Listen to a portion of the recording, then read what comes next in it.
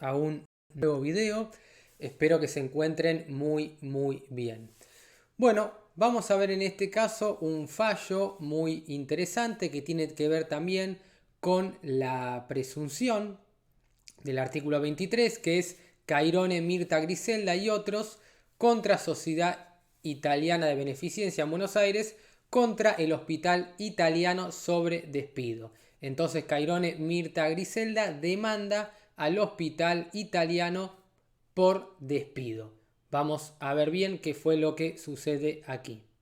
Recordemos que el despido es una manera de ponerle fin al contrato de trabajo y en caso de que se despida una persona corresponde que sea indemnizada, y esto es lo que se conoce como protección contra el despido arbitrario y la famosa indemnización del 245 que ya hemos visto en más de una oportunidad. Vamos a centrarnos entonces en los hechos. Vamos a empezar con el voto de Lorenzetti, los hechos, las normas involucradas y finalmente qué es lo que resuelve la Corte Suprema sobre este caso. Va a ser un caso en donde se va a tratar la presunción del artículo 23 del contrato de trabajo. Para quienes no lo sepan, el artículo 23 de la Ley de Contrato de Trabajo establece una presunción que es ius tantum, es decir, que admite prueba en contrario. ¿En qué consiste esta presunción? En que el hecho de la prestación de servicios hace presumir la existencia del contrato de trabajo. Entonces, el trabajador lo que tiene que hacer es probar la prestación de servicios y el empleador lo que va a tener que hacer es probar que se trata de un vínculo que no es laboral. Pero la carga de la prueba, es decir, quien va a tener que probar que esto no es así, es el empleador, porque se aplicaría la teoría de la carga dinámica de la prueba, es decir, prueba el que en mejores condiciones se encuentre. Bueno, entonces, la sala número 1 de la Cámara Nacional de Apelaciones del Trabajo, es decir, la segunda instancia, confirma la decisión de primera instancia, que hizo lugar a la demanda de indemnización por despido entablada por los herederos del profesional médico anestesiólogo, doctor Julio César Estala, contra la Sociedad Italiana de Beneficencia en Buenos Aires, Hospital Italiano. Entonces, lo entablan obviamente los herederos y tanto en primera instancia como en segunda instancia les da la razón y por lo tanto hacen lugar a la demanda por la indemnización de despido. Recordemos que en el caso de los herederos van a poder cobrar otro tipo de prestaciones que ya hemos visto y que bueno, es interesante tener en cuenta. Vean esos videos que he preparado sobre quienes cobran las indemnizaciones en caso de fallecimiento del trabajador, que son ahí muy interesantes. Bueno, el tribunal entonces, la Cámara en este caso, consideró que había quedado configurada la presunción del artículo 23 de la Ley de Contrato de Trabajo. Entonces, tanto para la primera instancia como para la Cámara, estamos frente a un vínculo laboral, es decir, una relación laboral en los términos del artículo 22 de la Ley de Contrato de Trabajo. Es decir, una persona en forma voluntaria ejecuta una obra, realiza un acto o presta un servicio bajo la dependencia de otro a cambio de una remuneración. En este caso, esto es lo que define el trabajo en relación de dependencia, que tenemos tres tipos de dependencia: económica, jurídica y técnica. Bueno, entonces, hizo hincapié la Cámara en que el doctor Estala cumplía sus tareas como médico anestesiólogo en forma habitual en el Hospital Italiano. Integraba el plantel de la accionada y su tarea formaba parte de un engranaje empresario sobre la base del análisis que efectuó de las declaraciones testimoniales y lo resuelto por la Sala Octava de la misma Cámara del Fuero Laboral en la causa Inión Alberto Eduardo contra Sociedad de Beneficencia en Buenos Aires sobre despido.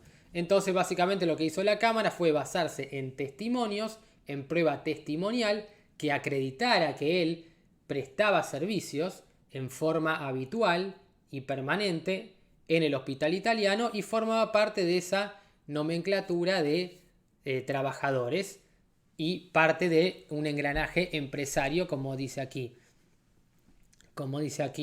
la segunda instancia, y también tomó como precedente lo resuelto por la sala número 8 en el precedente Inión Alberto Eduardo contra Sociedad de Beneficencia en Buenos Aires sobre despido.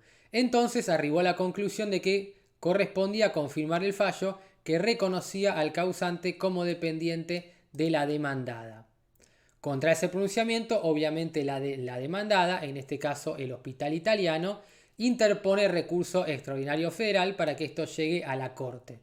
Recordemos que el recurso extraordinario federal es la herramienta que se utiliza para que un caso llegue a la Corte Suprema y la Corte Suprema ejerza su control de constitucionalidad. ¿Cómo lo va a hacer? De conformidad con esta herramienta que es el recurso extraordinario federal, que no es más que un remedio procesal distinto que tiene requisitos comunes y requisitos específicos.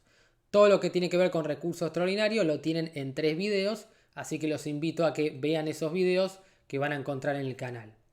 Bueno, esto fue denegado. Recuerden que cuando se deniega, la parte que se ve perjudicada por esa denegatoria recurre y plantea el recurso de queja. Se llama recurso de queja por denegación del extraordinario para llegar a la Corte. Entonces, al interponer el recurso extraordinario federal, la Cámara lo tiene que aceptar.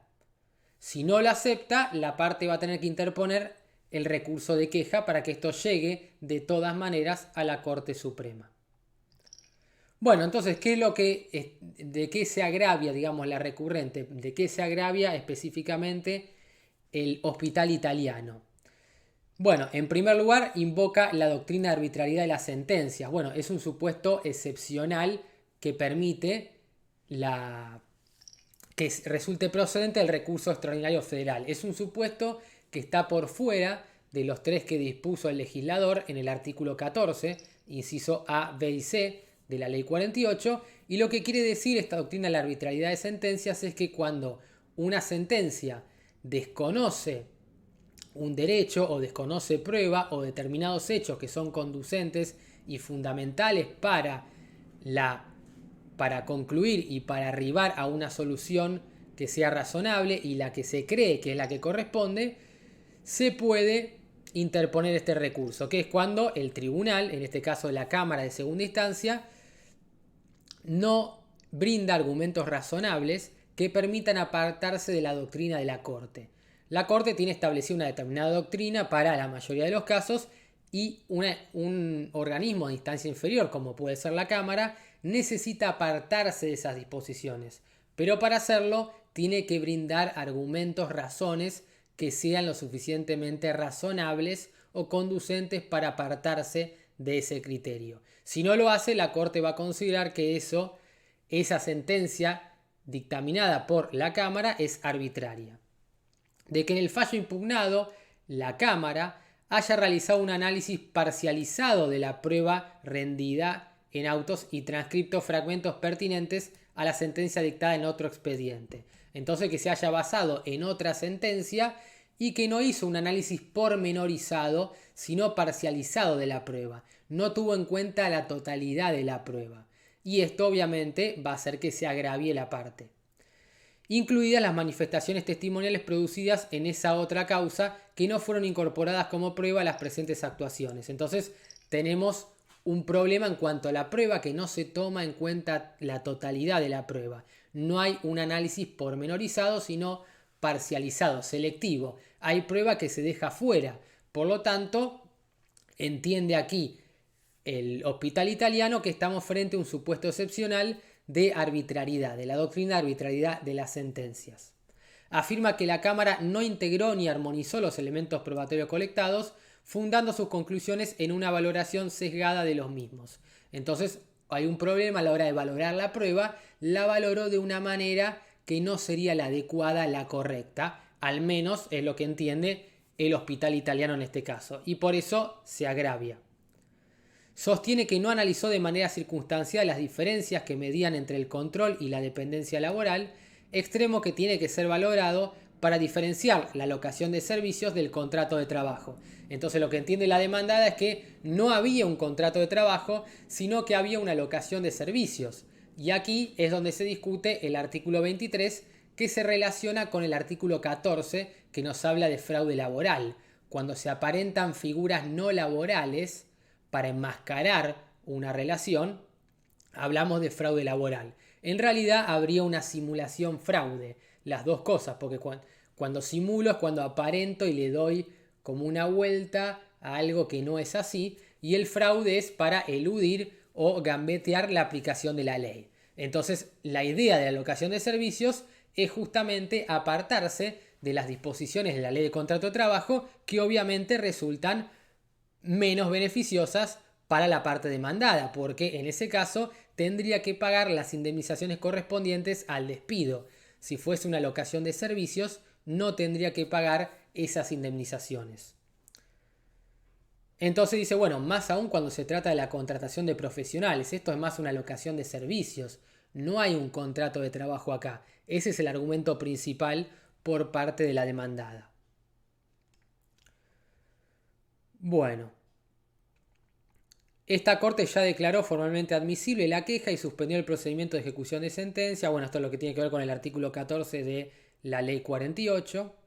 Los agravios expresados suscitan cuestión federal suficiente que habilita su tratamiento por la vía elegida. Entonces, aquí Lorenzetti dice, bueno, hay cuestión federal suficiente como requisito específico del recurso extraordinario, por lo tanto, es formalmente admisible.